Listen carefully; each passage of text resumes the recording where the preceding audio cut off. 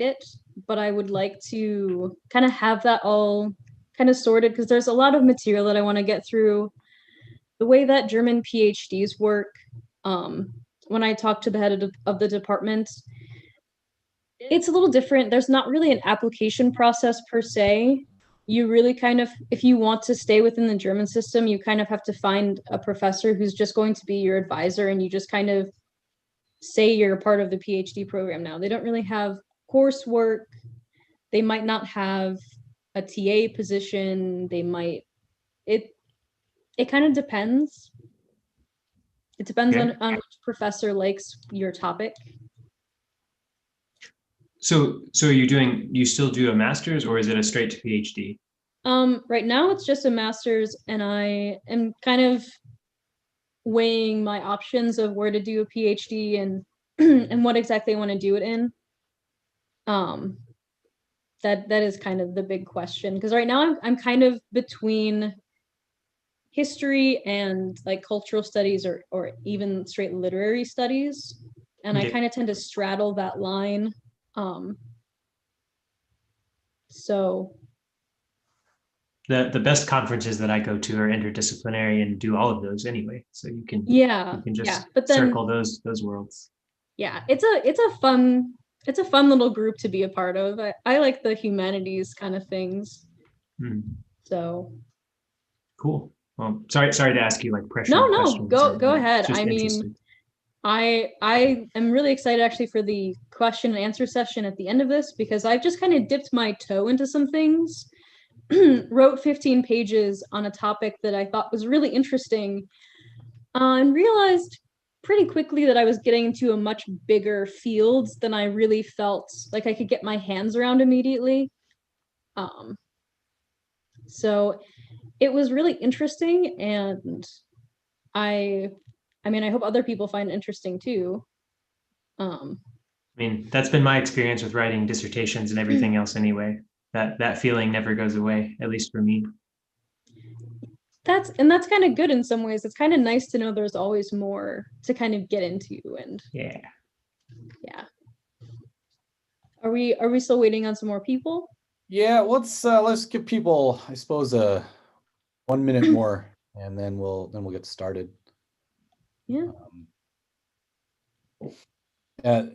Yeah. So we'll see who else shows up. We had a couple more folks show up now. Oh, sounds good. Allison, can I ask you a question? Have you?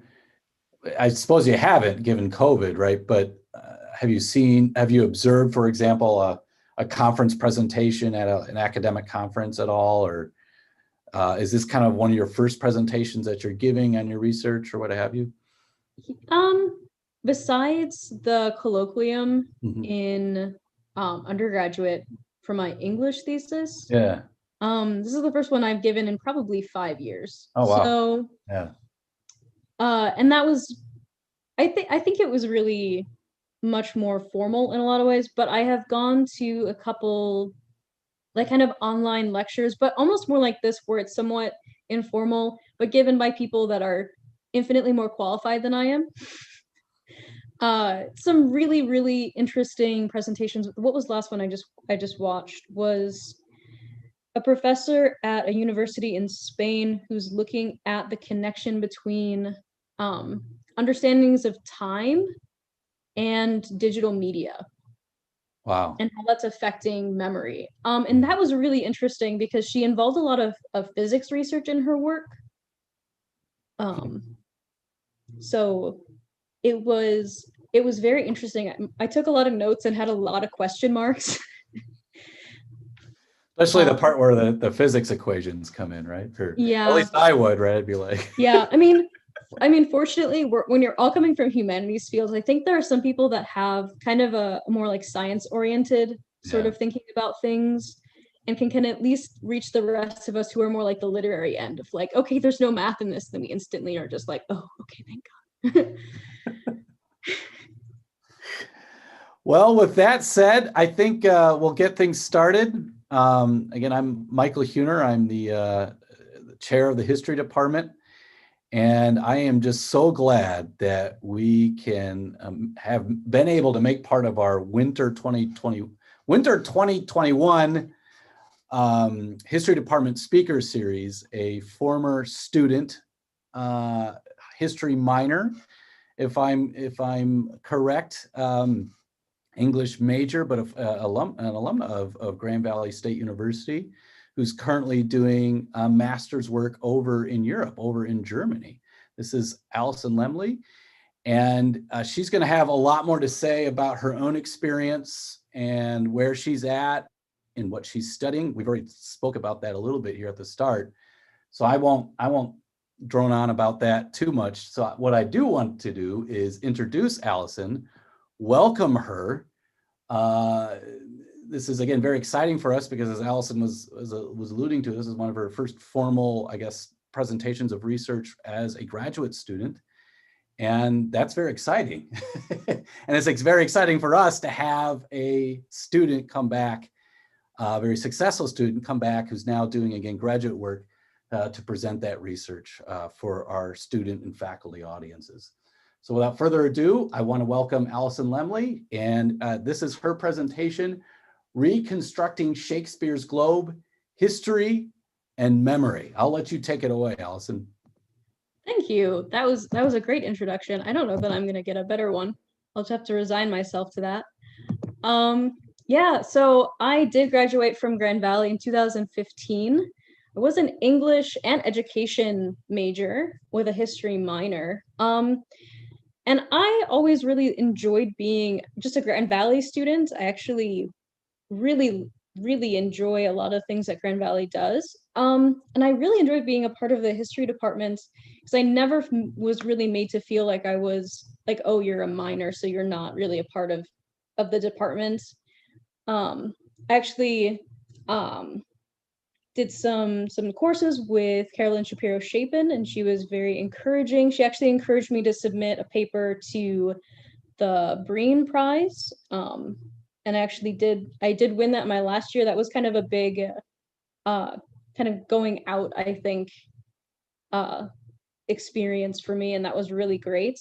After that, I actually ended up teaching for about 5 years. First, I was in Stuttgart in Germany, and then I went up to Frankfurt and taught at a school here for about 4 years. I taught a variety of subjects, but I actually ended up teaching history for most of my teaching career, as it was for 5 years. So a little stint doing that, and now I am back, as Michael said, at Goethe University in Frankfurt, and I'm in my first year there. My program is Anglophone Literatures, Cultures, and Media. It's very interdisciplinary, and it incorporates a lot of different methodologies, but it definitely comes out of very much a literary studies, cultural studies sort of bent, with some other a lot of other things thrown in for good measure. People are doing a lot of different kinds of work in the department. And one of the things I'm going to talk about today is memory studies. And this is a little bit of a full slide because I wanted to go into a little bit about what memory studies is exactly, because it is a very large field that I was very unfamiliar with when I first started writing this paper. It's a very interdisciplinary, transdisciplinary sort of framework. And for my purposes of this paper, some of the questions that it focuses on can be quite broad.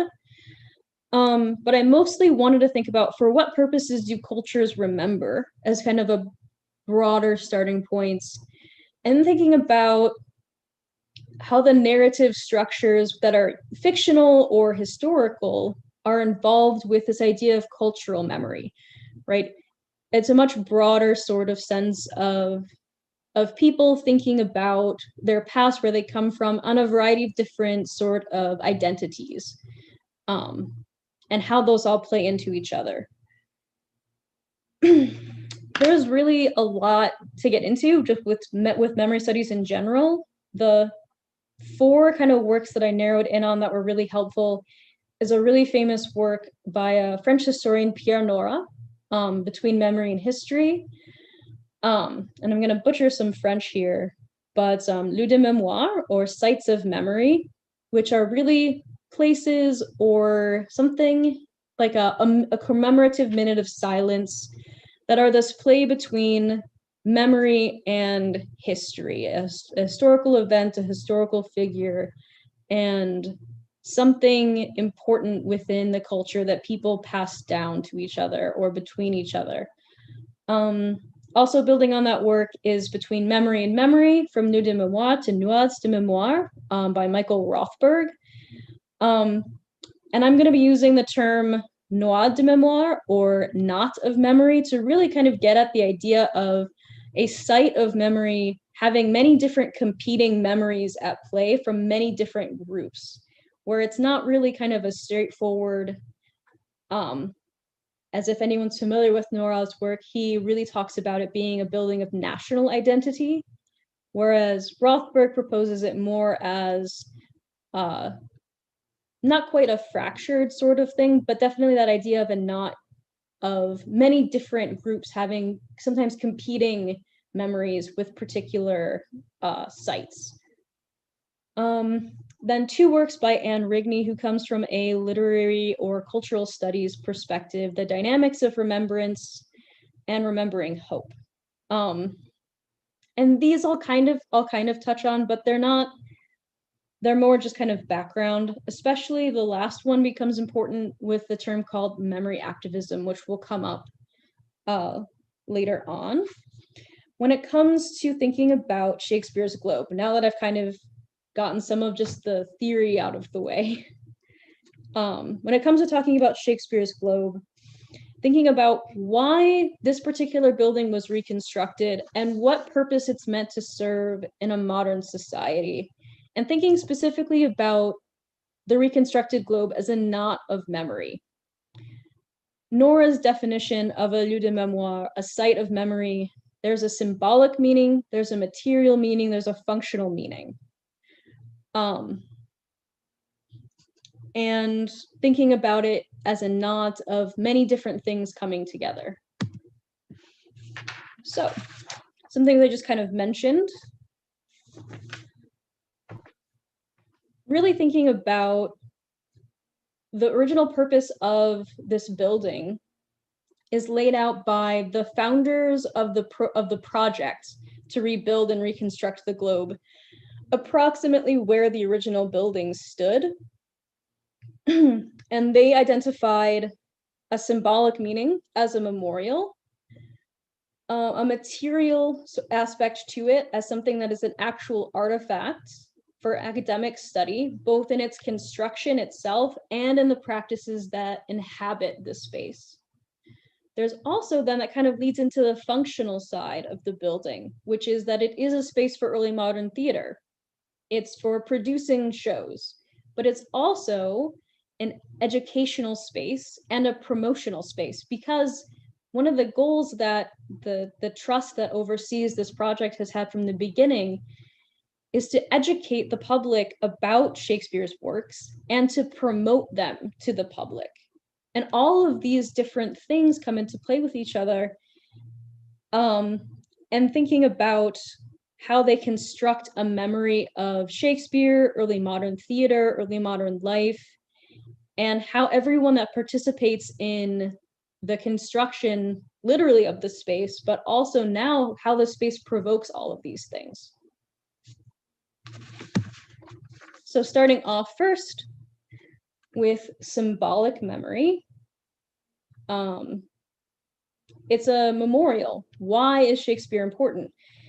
It sounds like a little bit of maybe a trite question, because that's kind of, for a lot of people, everyone's heard of Shakespeare. He's important in some way. You have an idea of a certain figure.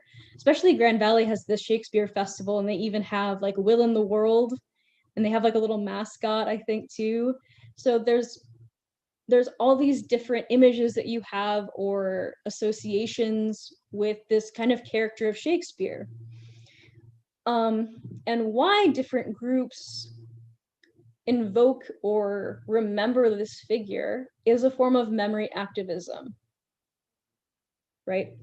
Looking at something in the past to give legitimacy or to find a sense of tradition to fit with something in the modern day.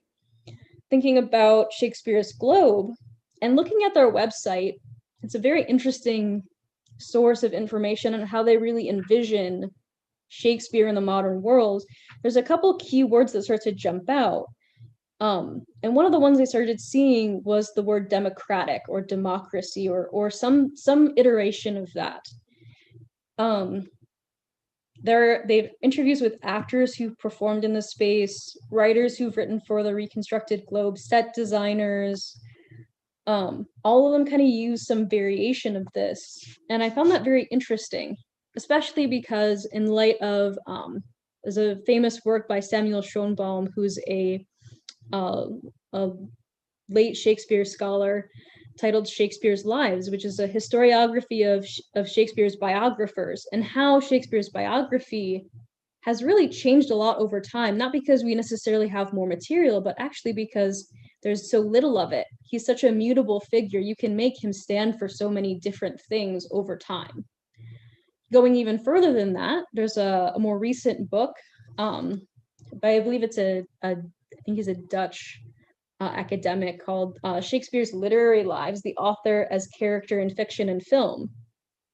And Shakespeare has appeared in some form as either semi-fictional, semi-historical, fully fictional, in a variety of different works and media, often alongside very different political beliefs that wouldn't have been recognizable in his day. So that makes him a very important figure for whatever narrative you're trying to recall. How is he being refigured in this particular time and place?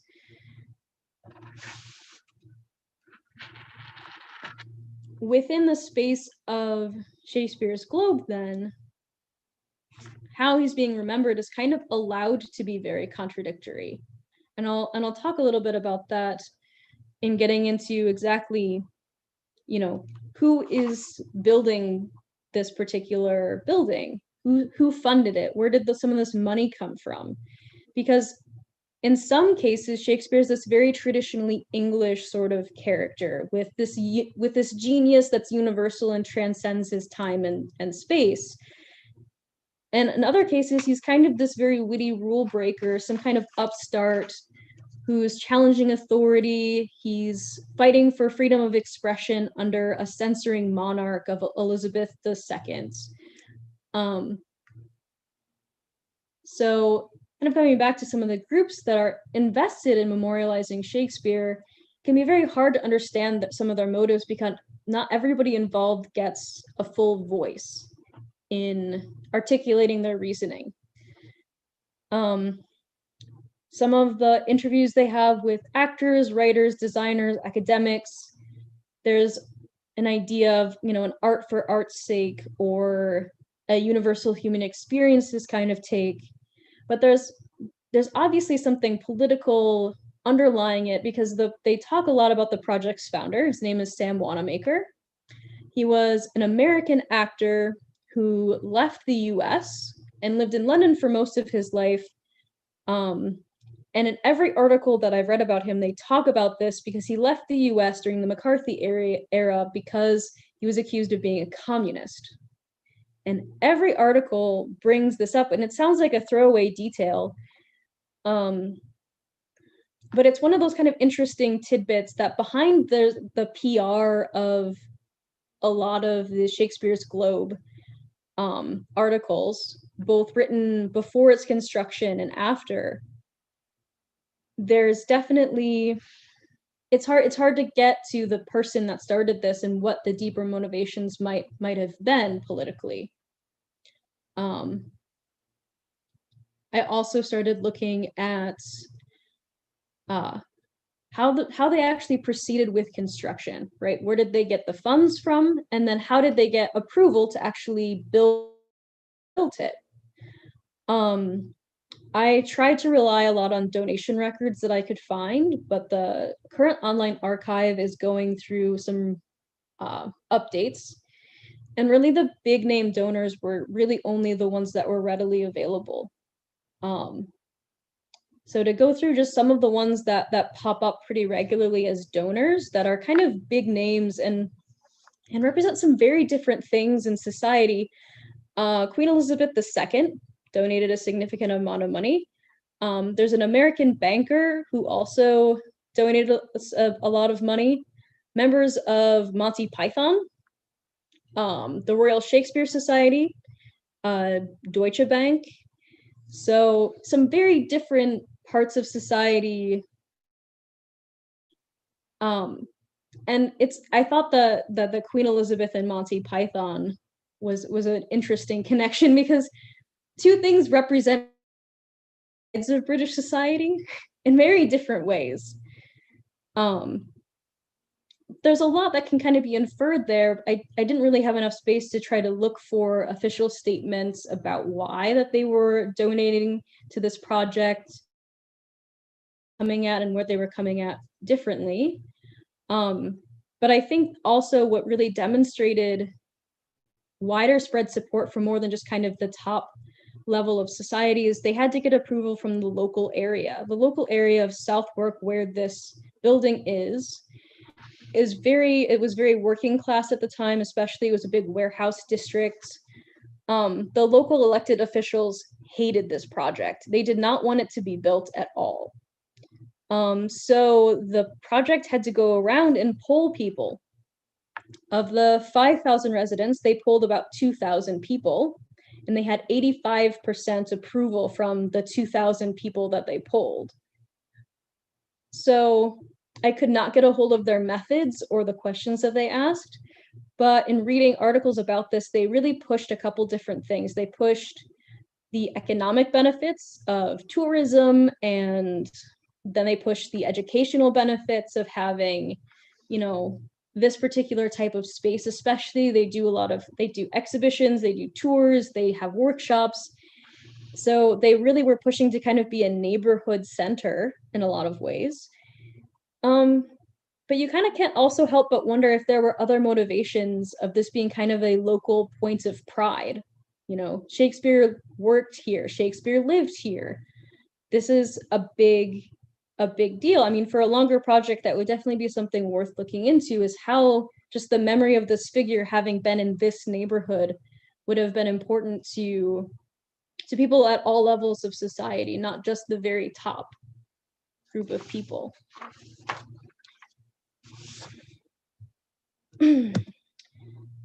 So, but thinking about the globe now from another angle,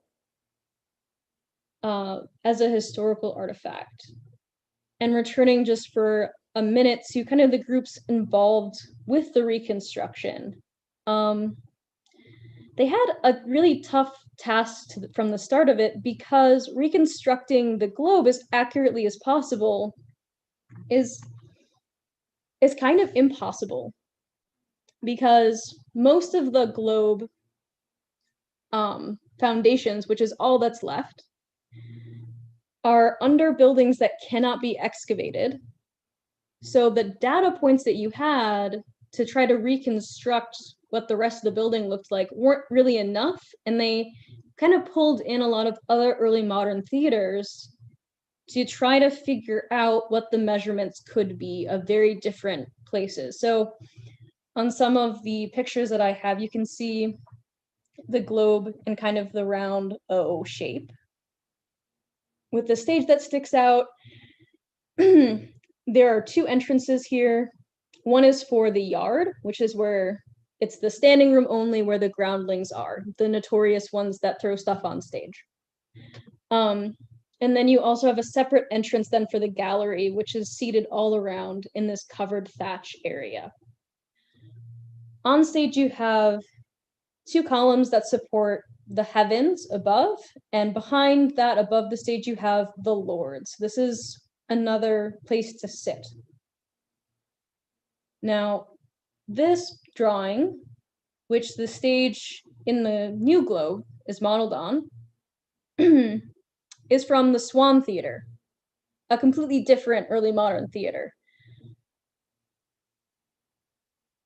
So to kind of give you an idea of how specific the debates about this reconstruction got, I found an article titled "A Minority Report on the Decisions from the Pentagram Conference." And Pentagram was the architectural firm that oversaw the project, and they had invited academics to participate on an advisory board, but also in these discussions at this conference in 1992. And the particular argument that this article is making is that the diameter, the outside diameter of the globe, they agreed at the conference that it should be 100 feet. But the author stresses that the actual diameter is probably closer to 91 feet. So this is the level of kind of nitty-gritty they're getting down to. It is very interesting, though, after a couple of pages of very technical explanations using basically the same evidence that people that are in support of the 100 feet have also talked about, just interpreted slightly differently. The author concludes with, quote, "Even those of us who did not fully agree with the approved design are fully aware that we owe Wanamaker and the ISGC an incalculable debt of thanks for getting it built," end quote. There's another article that I also really like from the official Globe website, from the chair, the advisory chair, responding to a director from the Royal Shakespeare Company who really opposed these columns on stage. And the chair said, "If he wants the heavens to fall on him, so be it." What kind of comes out in a lot of these articles and discussions is that the total parts tend to add up to accuracy. This is the globe. And the effect of this, and it can really be shown with the way that newspaper articles and people talking about the globe really see this space.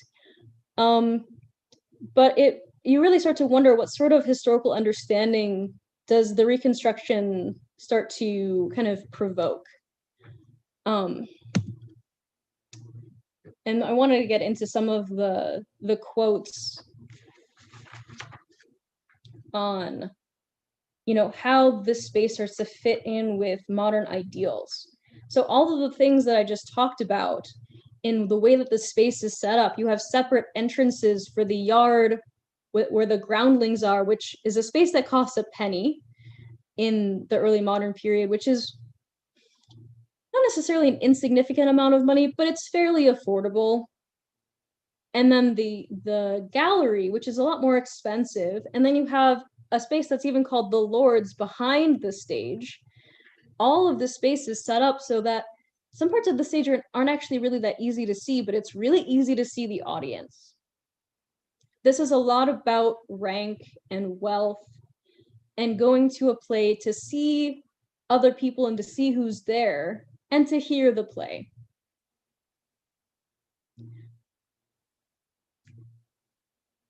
So when you're thinking about how modern playwrights and some other even former artistic directors are seeing this space, they're really thinking about it from a very modern sort of perspective.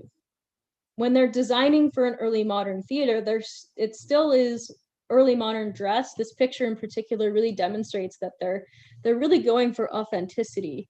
It's a very bare stage.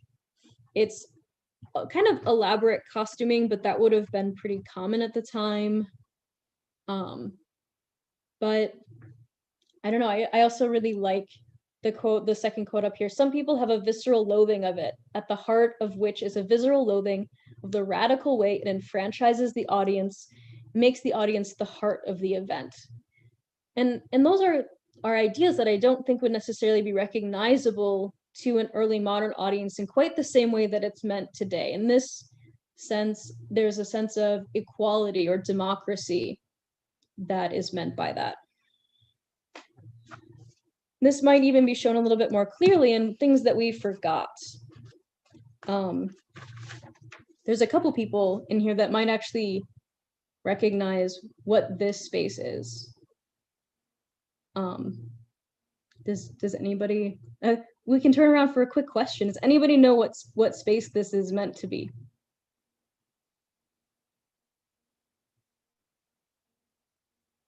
Okay. This is the Blackfriars Theater. The Blackfriars Theater was the King's Men, which is Shakespeare's company's indoor playing space. It was basically their winter headquarters from about 1610 until the theaters were closed in 1642 because of the English Civil War. But the Blackfriars, which was a space that Shakespeare would have been very familiar with, was known for a much more elite audience. It was indoor, the prices were a lot more expensive. You could actually sit on the stage itself and around the stage. You're a lot more prominently displayed. The picture on the left is a drawing that's a reconstruction of what somebody thought it looked like, and the one on the right is a reconstruction that Shakespeare's Globe Trust, the same trust that oversees Shakespeare's Globe, built. There is something very interesting about this space, this reconstruction that opened in 2014, because they didn't name it Shakespeare's Blackfriars or the New Blackfriars or anything like that. They named it the Sam Wanamaker Playhouse. I thought that was very interesting because there is a sense of distance between a much more historically oriented space. It's almost a lot harder, I think, in the Blackfriars Theater to make that feel like a very democratic sort of space. It's very much about rank. Tickets to this one are also more expensive. It's a smaller space. There's fewer seats available. There's a lot less room for interpretation for a modern audience for this to feel kind of anything less than a very small elite. It was probably very ornate, expensive theater to feel very democratic. And the Globe has a lot of these same qualities within its architecture that have a totally different interpretation versus someplace like the Blackfriars, which kind of heightens those architectural features.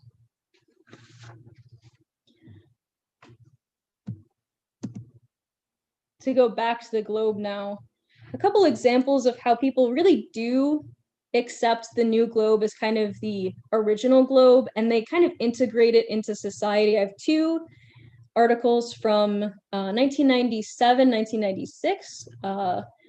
The headline from Playbill is particularly interesting to me because this is just before its opening season, and it says Shakespeare's Globe announces first full season in 384 years. Okay, the subtitle, a little bit more interesting. 384 years after a cannon fired during a performance of Henry VIII ignited a fire that burned William Shakespeare's original Globe Theatre to the ground, the restored theater is opening a new repertory season of plays. The season begins with Henry V, previewing May 27th and opening June 14th. Now, this is a very interesting way of wording this because what they're saying is true. The Globe, the original Globe, did burn down during a cannon fire performance, and they rebuilt it.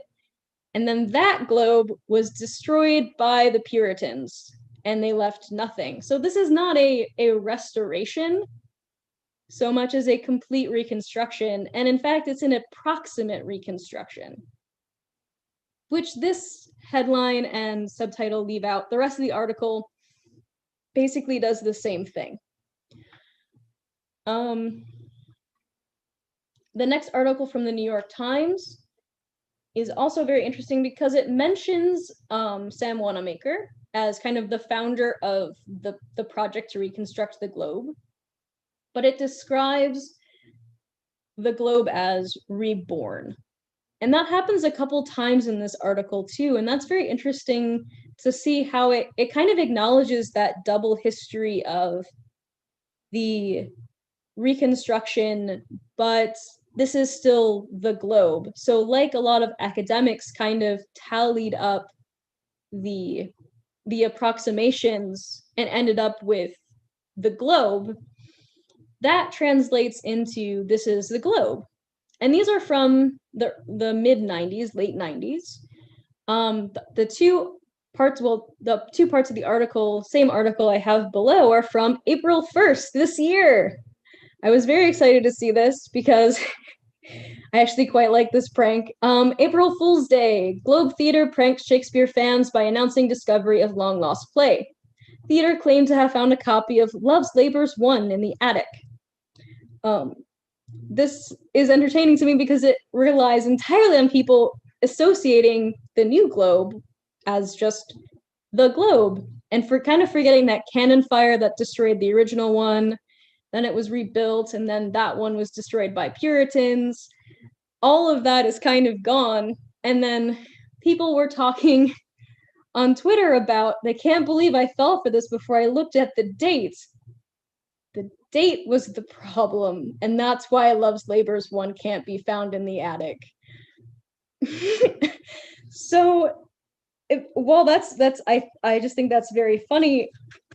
That idea of this being an approximate reconstruction and not a restoration, not the Globe, doesn't really cross people's minds. And I'm not making fun of people and saying that this is a silly thing to do. What I think it really shows is how well the new Globe has simply become the Globe.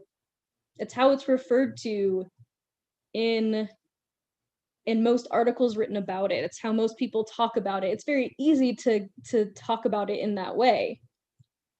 And even academics, when they make more of a distinction and it's taken more as a reconstruction of an early modern space, they still refer to it as a lab for testing early modern theater practices, which then becomes kind of translated into this is how the Globe did things, which causes some problems. When you have a space that's being used to reconstruct a historical practice, you start to evoke a lot of the older ideas of when this space was being used to stage these same performances.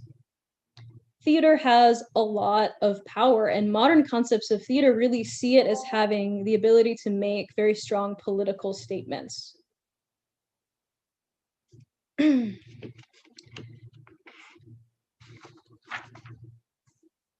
Modern theater also uses a lot of different staging techniques to start to distance maybe what an older performance would have, or an older text would present as something a little bit more straightforward that a modern audience would not like so much. When you look at a list of performances, both within the Reconstructed Globe and Blackfriars, two of the most institutionalized plays that are taught in schools are the least performed: Othello and The Merchant of Venice. These are not, it's not that these plays aren't staged very often, but the Globe in particular has an issue with staging these because, and this is my theory, there's a lot of cognitive dissonance. If your goal is to try to recycle and push the memory of Shakespeare and these plays back into people's culture and to allow them to remember these things more actively, there's too much cognitive dissonance with seeing some of these older themes on stage to allow them to make that association. In the same way that I think the Blackfriars evokes too much of that hierarchy and rank from an older time and hasn't quite entered into people's memories as being associated with things in the same way that the Globe has, and that Shakespeare has become enmeshed with that site. Some of those things kind of get lost a little bit. The Globe has to work a little harder. There was a workshop in their programming recently called Teaching Anti-Racist Shakespeare. That's a direct response to a lot of the themes that are unavoidable in early modern works and in Shakespeare. Some other interesting things that start to happen that the Globe really invites are localizations. there are a lot of different theater companies from all over the world that perform on the globe stage, and they either will perform in English in very similar ways that the in-house company will perform them. They might perform them in translation, and they might also perform a very true localized version where the characters and language and everything is adapted to fit that modern culture.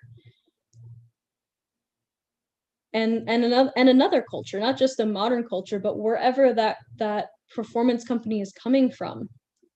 And that's because these interpretations have to change. If you want these things to keep cycling in people's memory and keep entering cultural memory, they have to change, because people are not necessarily going to recognize a value from another period in time. The reason that things are localized, though, is that Shakespeare, these plays and everything are still a part of cultural memory, and they're still circulating. And participation in the space of the globe really adds to this cycle of cultural memory. So there's a lot of things going on within this space, and a lot of problems associated with trying to keep things historically accurate and also trying to tie it to something very modern.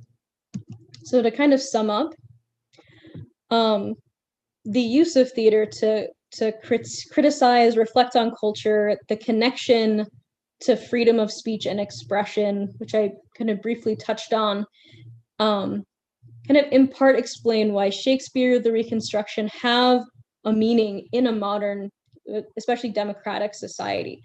While early modern London might have had a complex relationship to these concepts, not necessarily recognizable today, modern theater is conceptualized in a way that centers this idea and that promotes the expression of these ideas. So Shakespeare's works and the figure of Shakespeare can be refigured in a way to bring out these themes, and which reintroduce and recycle this memory of Shakespeare and a particular version of the early modern period for a new generation of people. So the reconstructed globe then, as this knot of memory where all these things are coming into play, then participates in this cycle as well. So I think that brings me to the end of my time.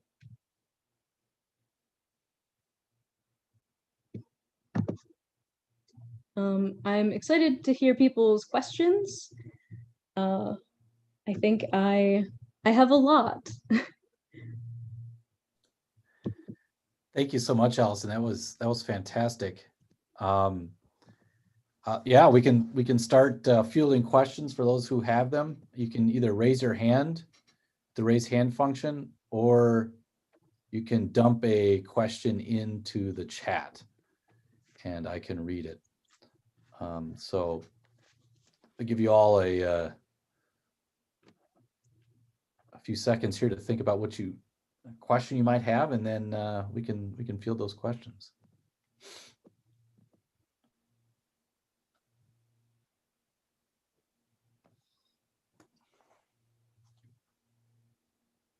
Yeah, while you're thinking, thank you so much for listening to my presentation. It really is the first time that I've presented something in a while. I was teaching 8th graders. They're a tough crowd, but it's nice to present something. And any feedback or any thoughts are really welcome. Go ahead, Carolyn. Yep. Yeah, so I really enjoyed your paper, and I've seen it I've read it and then now watched it evolve, and it's really interesting. One of the things we're dealing with here stateside, and this is something you've dealt with both as you've taught 8th grade, is how do you bring together teaching what the early modern period was about in through Shakespeare, and at the same time realizing for the people who want to put on a play that the values expressed in The Merchant of Venice and many of the other plays are very different. And how do they bring those ideas together? How do they work with that? I think that depends on production to production. some editions of different plays that I have. Let's see, this isn't a Shakespeare one, it's a Webster one. And it's from Art and Early Modern Drama. And I like them a lot because they go through kind of production history on a lot of things, and thinking about when I've seen pictures of Globe productions or seen Shakespeare staged. I mean, kind of the two big things that you can really do are you change the setting and you change the costuming. And those really do a lot. Without even necessarily getting into touching some of the lines, because suddenly some of the lines start to take on a reinterpreted meaning that you may not have. And I think The Merchant of Venice is a really good example of how moving it out of early modern Venice, as interpreted by Shakespeare, really allows especially Shylock a lot of flexibility in how he can be interpreted. And I think there is some extent of flexibility already within the character, but there are so many, and I think it was actually a GVSU professor who called it an elbow patches at dawn kind of arguments, where how much flexibility and how much sympathy the audience is supposed to have with this character is always up for interpretation. And I think because the Globe is kind of tied to their historical practices for at least their in-house company, it's harder to play with that more and I think to bring out that sympathy more, because it's a lot more in your face when it's in early modern dress. I don't know, did that answer your question? Yeah, it does. Thank you.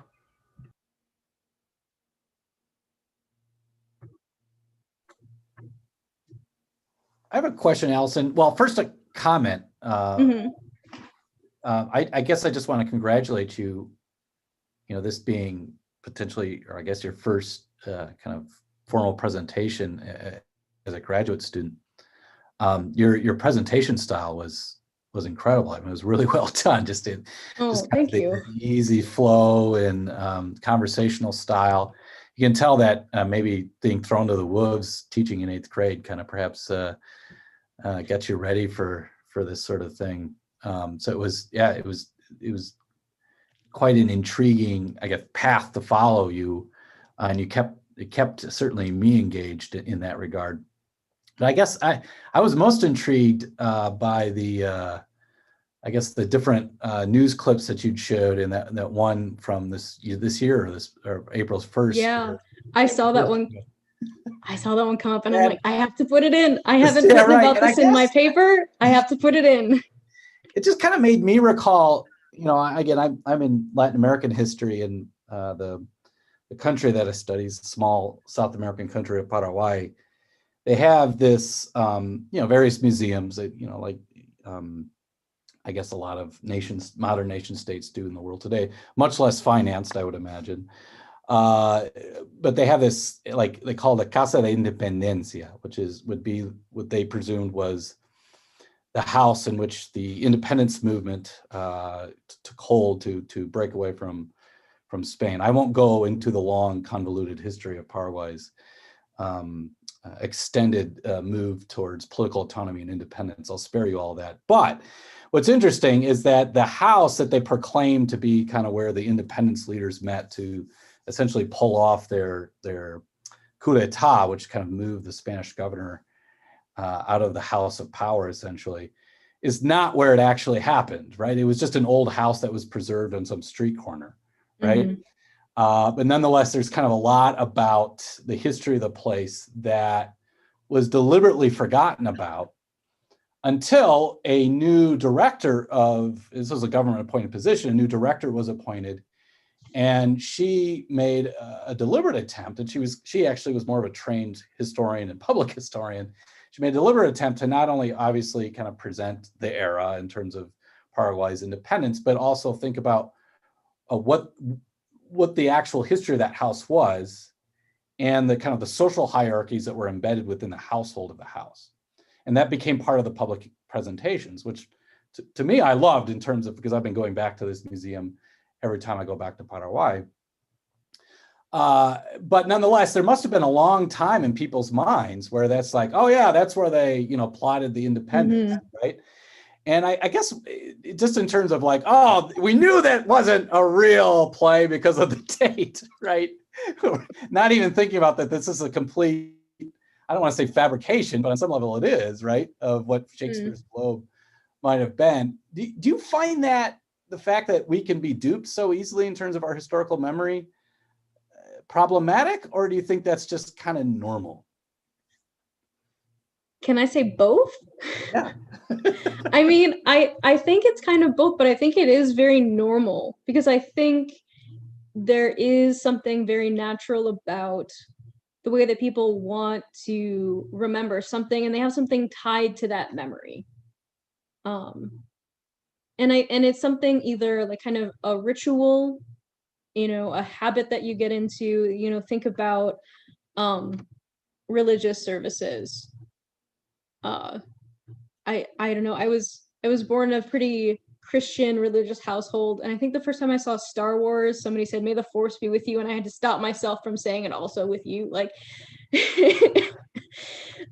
So, but there is something to these rituals and things that tie into our memories, and that's one of the things I actually really like about memory studies as a field. Is there are people that are neuroscientists participating in this discussion to kind of look at physically how memory works in your brain, and thinking about then as a historian conceptually, how have people thought about memory?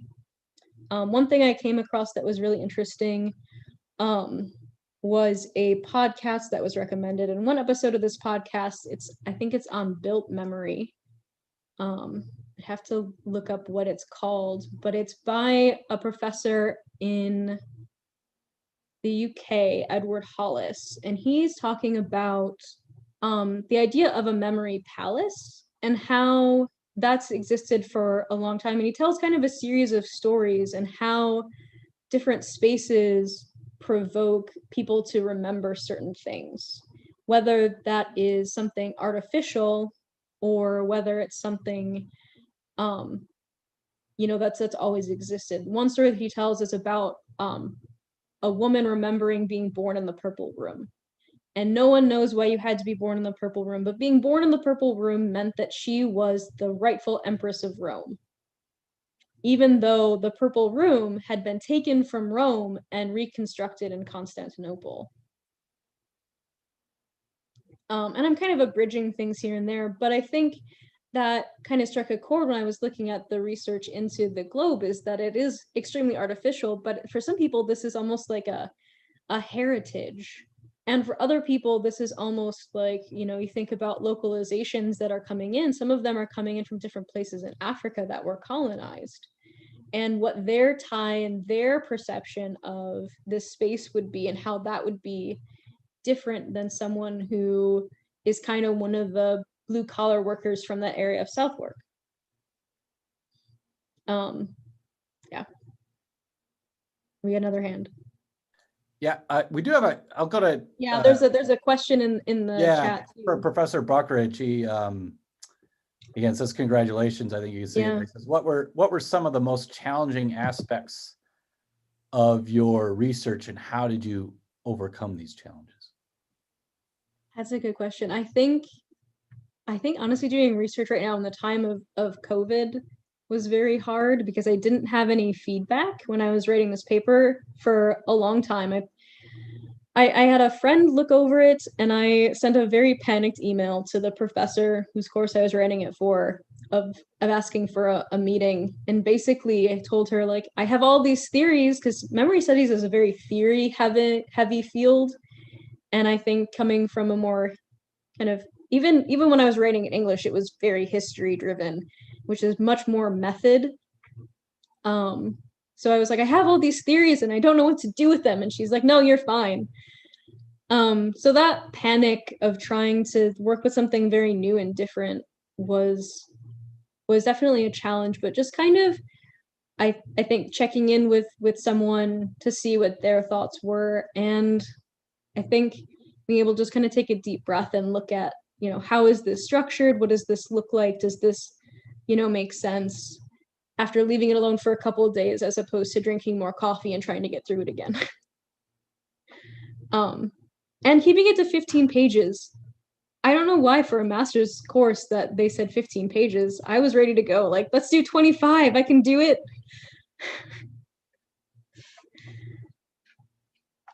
I bet the professor didn't want to read, like, you know, whatever. No, she did not. But that's fine. I mean, I'm happy. I'm excited to get my feedback from her. I sent it to her because I started working on this in November. Yeah. And I sent it to her March 15th, and she sent me back, this is the earliest term paper I've ever gotten. And my first thought was, oh no, what did I do wrong? But it's out, and it is what it is. I have another course with her in the upcoming semester. I'm sure I'll learn a ton more. I have more books on my reading list to kind of get through to really understand this topic better. Anyways, there was another question. Yeah, go ahead, Nathan. There are many questions. Oh, good. Fantastic presentation. Really interesting. Thank you. The first questions I don't necessarily have to have an answer to right now. I just think you brought up some really interesting stuff in the talk that you may talk about in writing that I think you could do a lot with if you so chose. If you want to talk about it, by all means. So I'll mention these, and then I have more of a question. Okay. You use the word early modern and modern quite a bit throughout your presentation, and in particular thinking about the Globe Theater as a form of infrastructure, a technology, part of the urban cityscape. I think you should. I got super excited when you started kind of bouncing around between the differences in the early modern space that was the Globe Theater compared with the modern space. I think you're already doing a lot of amazing stuff by talking about some of the normative activism. And I think a really fascinating way for you to frame that would be to kind of say, look here at what we can say about modern London, and look here what we can say about early modern London. And is that as just kind of a playground, if you will, a theater, pun intended, for you to sort of explore that space. So I thought what you're doing was really fascinating, and I'd just like maybe to hear more about what you have to say. And then another framing that I would, not to put my own stuff into your work, but to totally put my own stuff into your own work, is that a lot of what you seem to be doing, to me, even though you're very much immersed in this cultural study of memory, is you're talking about, and you even use the word artifact, and you're very much borrowing from the language that's established in the history of technology as well as in science and technology studies, be it the social construction of technology from the 80s, or more recently, this sort of socio-technical imaginary stuff that I think you may have come to my talk that we talked about a little bit. And there's a fantastic book titled Dreamscapes of Modernity. And there's a particular chapter in there by a scholar named William Story, where he talks about the cultural imagination of Cecil Rhodes. So by no means a Shakespeare. In fact, quite the opposite in many ways. But in his chapter, he talks about the way that both the colonial population as well as the post-colonial population builds statues to Cecil Rhodes as well as cultural imaginations. And a lot of what he says really fits with what you're doing. And it might be another lens through which you could approach your work. So I think that would be interesting. And then my real question. Yeah. My real question, if I'm allowed to keep running my mouth, sorry. Another bit of literature is the envirotechnical literature, and the way that this space and this infrastructure is really part of the city. And I loved the pictures that you included. It's just such a building out of place. I'm obsessed now with this Globe Theater, and it's really interesting, as you suggested, this insistence that it's got to look just like it to fit this historical memory, but also it's never going to look just like it with these concrete and glass buildings outside. And the other thing, and you can correct me if I'm wrong, and this is where my question comes in, is that the Thames River was very much part of the reason that they built the Globe Theater where they did. Am I correct? It kind of, they want it to be, it has to be on the other side of the Thames in what was known as the Liberties, which was Right. out of the control of the city elders, who were, if not outright Puritan, then Puritan leaning. And there was a very strong rivalry between the city elders in London and the monarchy, actually, and who could control what. Because the monarchy, both Elizabeth II, Elizabeth I, and James the First, not sixth. Sorry, Yeah, one of I'm them. also Yeah, writing yeah. something about James right now, and it gets a little goes from the first to the sixth to the first. Anyways, they were really fighting over who really controlled London, because the city elders were pretty influential and basically hated anything fun. And there was a lot of fighting over who could put what where. And the Liberties had a really bad reputation because it wasn't just theaters, it was bear baiting and brothels and boozing. It was the Liberties. Sums it up pretty well. So yeah, the Thames comes into it, but in jurisdictional terms. And so the question there then is that in the modern period, to bring back that question of periodization, does the river not move quite a bit and change part of the location of that neighborhood? And what I'm asking here is there something erosion? useful that you can say that the river, I believe, shrinks in size in the cityscape over time? And I wonder if the theater and the reconceptualization of that neighborhood in the modern period plays a role in any of that, and how people think of that particular cityscape. That was my question. Yeah, that's a really good question. I did not have the space, unfortunately, to get into some of that. Sure, because I do talk, a little bit about just when you're looking at the globe.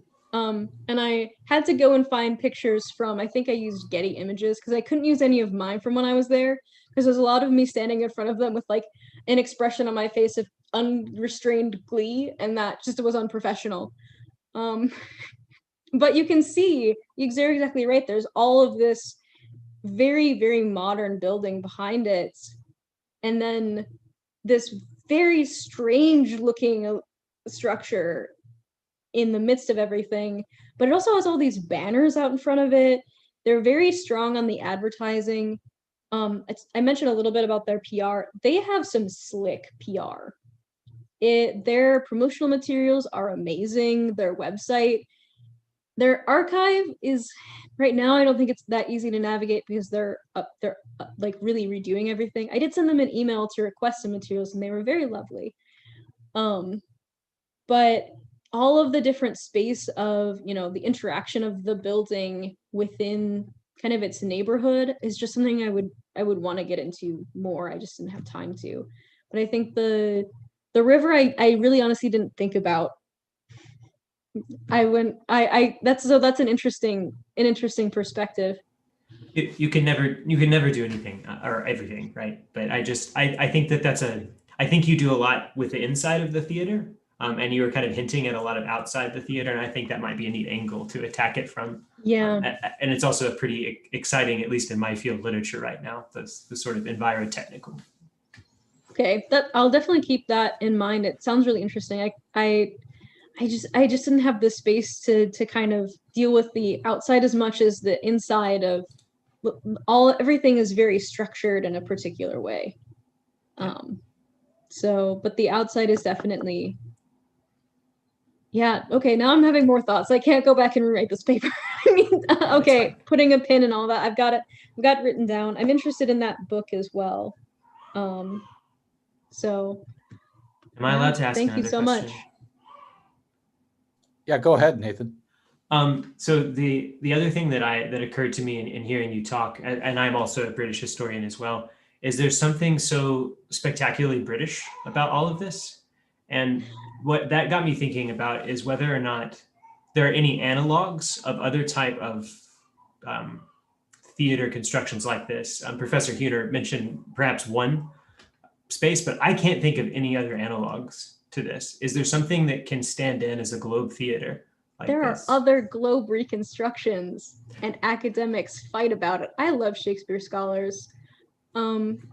I don't know if anybody here is one, but I love them because I think they're the sassiest. I will stand by that point. Anytime I read any Shakespeare scholar writing anything, it's just at least a couple pages or a comment is devoted to reading another scholar.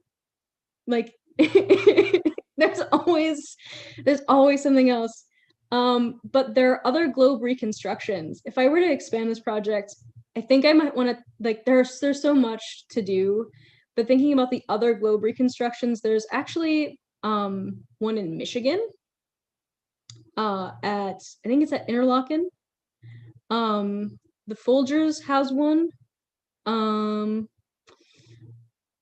Where else? There's one in Tokyo.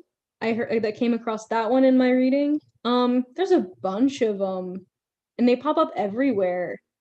There's also one in Germany in Schwäbisch Hall. I went to that one. It's more of a suggestion of a globe than it is a true globe reconstruction. Thinking about Shakespeare in Germany is also another angle, because the Germans think that Shakespeare is German, but he just happened to write in English.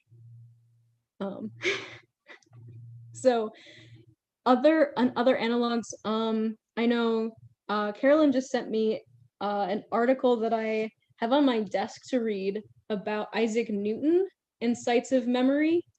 And she mentioned to me that there are some comparisons in here to Shakespeare as well in commemoration. So I haven't gotten a chance to look at that yet, but that's on my to read list. So I think that point in that question is, I think there's so many things going on. And I think that it's more a question of which direction do you go in for that. I don't know. Does that answer your question? Do you have more questions? No, and actually, I wasn't even thinking about there being other Globe Theater reconstructions. I'm talking about other types of sort of amphitheaters, cultural production spaces like the Globe Theater in other countries and other cultures that have an analog to the Globe Theater's reconstruction. Of course, other cultures have space where they perform, but are there any places where there are like major reconstructions, a major theater, amphitheater, that would be kind of like an analog, I guess. In Greece, not in Greece, in Rome, they actually they use some of the amphitheaters now, some of the big ones, to put on old productions. And also I think they do it in Pompeii as well, in the reconstructed theater. Because my sense was, like, again, it's just so British for the Globe Theater to be reconstructed and have these debates, but I also don't want to assume that that's uniquely British. I assume I don't know. Not. You know what's funny is that the guy that really kickstarted everything was American, and the Brits hated him. Like just reading. COVID has forced me, or allowed me really, to have the time to sit and read Shakespeare scholars being mad at each other from the 90s and the 80s, which is, I don't know why I enjoy it so much, but there's a couple articles where they talk about how, he was an American actor walking into these meetings, and all these Brits being very dismissive of his plans, which maybe they kind of had a right to be, because I think he moved to London, and the date is out there somewhere, and basically immediately found there was just a plaque in, like, basically the bank side of the Thames when you were walking along, and that said the Globe was here and Shakespeare was here. And he said that wasn't enough, and immediately started working on this project, and it was like 60 years or something he spent trying to make this happen. So and I think I brought up too, there was an American banker who, I don't know, there was something very interesting about the way he approached the project too. He basically said, if you raise this much money, I'll like add the same amount and then double it or something, but only if you get to this point. And it would made it like almost like a competition. So it was kind of interesting, but there were interesting approaches kind of back and forth across the Atlantic too. I just couldn't find enough in the donation records sometimes I had to kind of trace it all through different paths and stitch it together. So I don't know, there's a ton of, I guess, like the just like American and British responses to this project would be interesting to unpick a bit too.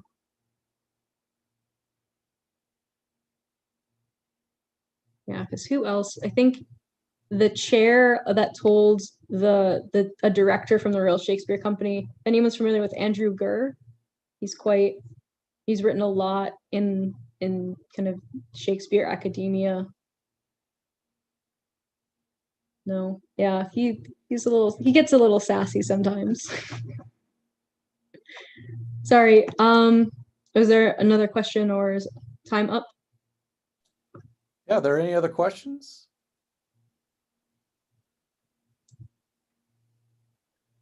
I'd just like to say, I think this is just an incredible illustration of the way oftentimes a sort of research project that could essentially guide an entire academic career oftentimes gets born, right?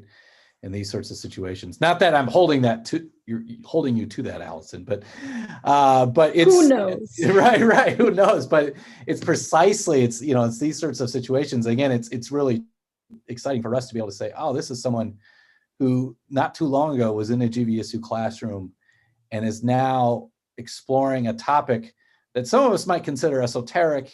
Yeah, we might not know the sassy scholars of Shakespeare, but it's obviously something that's going to resonate because we all know Shakespeare. We probably had to read it in grade school. You were probably forced to read like Romeo and Juliet.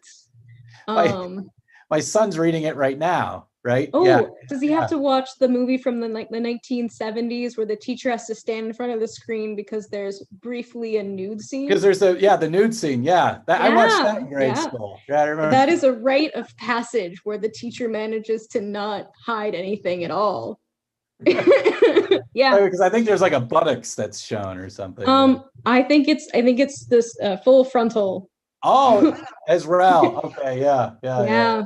It's that is definitely a rite of passage. I think it is really interesting the way that, I mean, as coming also from having been a teacher and studied education, thinking about the way that Shakespeare is taught and then seeing how that kind of plays out in a classroom or with students is really interesting too. I never got a chance to teach a full Shakespeare play. I used to do sonnets with the kids because I like to torture children, hence becoming a teacher. But those were always fun because once you kind of unpick a lot of the language and kind of see what he's doing, it's very funny. And I always like to do the shall I compare thee to a summer's day, because the last couplet is Shakespeare talking about how great an author he is. And especially kids that were really into things like rap would be like, it's a brag verse, guys, come on, get with it. This is nothing new. Yeah. But yeah, it is interesting thinking about, like, everybody has these experiences with Shakespeare, but there's so much more kind of to it, and why do you have to read Shakespeare? What's the point? Well, there's a lot there to just in asking that question. No, I think you're right. Just kind of a ton, right? Or, I mean, it's not like I think the average person in today's society spends a whole lot of time thinking about the early modern period, right? The 17th century. But, suddenly this is, and I would have to say an intimate connection with that nearly all of us have to that, to something that was being produced artistically then, right? Yeah. Other things, yeah. Yeah. Well, I think what's really interesting with the advent of digital technology too, and this is something that I was hearing about in this talk the other day, is that it does kind of collapse time in a lot of ways, and that all this information, all these things are so easily accessible, and things that happen, 5, 10, 15, like hundreds of years ago, it's kind of all instantly there at your fingertips.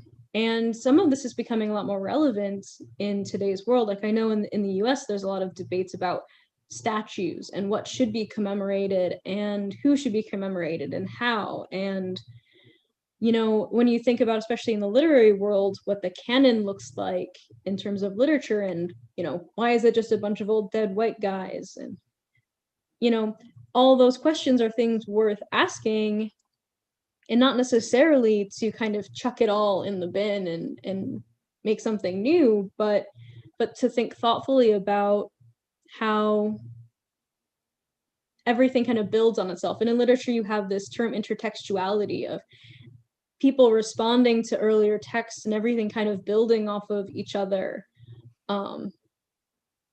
And I think that's still something that happens in a variety of ways. You know, everything you kind of see and look at has a resonance with something earlier. And then, you know, who knows how that's going to be interpreted later. Yeah. Yeah. No, that's great, Allison. I think that's a great finish. I just want to thank you again for joining us, giving this excellent presentation and a really intriguing discussion that followed.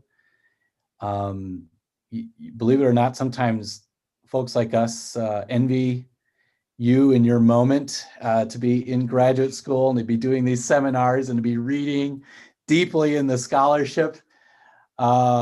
It's tough, I know, because I remember it being very difficult, but on the other hand, the good old days, right? So enjoy this, right? Explore. Oh yeah, I'm trying to soak it all in just from my apartment in Frankfurt, just the full graduate experience. Yeah, but thank you so much for having me and allowing me to present, and I appreciate your questions and feedback, and yeah, anything that comes up, I of course I'm happy. If people are interested in reading anything, I'm happy to send out my paper and get comments. I'm sure you all have lots of time on your hands. But you know, I appreciate just this time to present, and it, you know, also helped me kind of rethink some things too. Yeah, but really thank you so much for your time. Well, thank you, Allison. It was fantastic. It's our And pleasure. thank you everyone for joining us, and have